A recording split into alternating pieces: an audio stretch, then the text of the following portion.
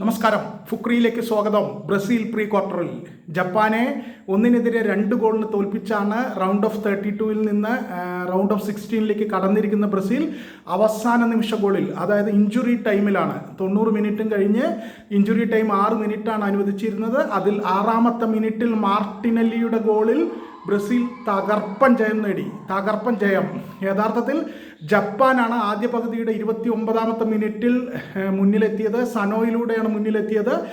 എന്നാൽ പിന്നീട് രണ്ടാം പകുതിയിൽ 56-ാമത്തെ മിനിറ്റിൽ കാസമിറോയുടെ ഗംഭീര ഒരു ഹെഡറിൽ ബ്രസീൽ ഒപ്പമെത്തി. തുടർച്ചയായ ആക്രമണങ്ങൾ ബ്രസീൽ നടത്തി.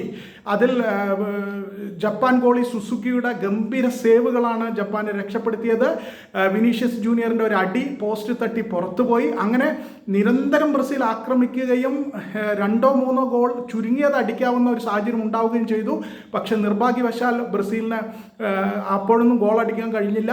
അവസാനം 90 മിനിറ്റിന് ശേഷം ഇഞ്ചുറി ടൈമിൻ്റെ 6-ാമത്തെ മിനിറ്റിൽ, അവസാന മിനിറ്റായിരുന്നു, ആ മിനിറ്റിൽ മാർട്ടിനെല്ലിയുടെ മനോഹരമായ ഒരു ഗോളിലൂടെ ജപ്പാനെ തോൽപ്പിച്ച് പ്രീ ക്വാർട്ടറിൽ കടന്നിരിക്കുകയാണ് ബ്രസീൽ.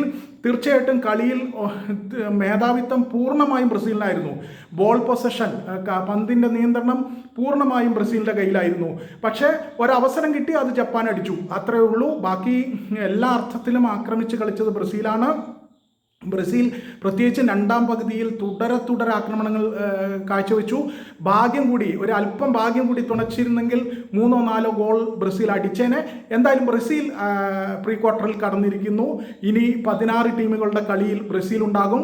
ജപ്പാൻ പുറത്തായി. ജപ്പാൻ നാട്ടിലേക്ക് തിരിച്ചു പോകും.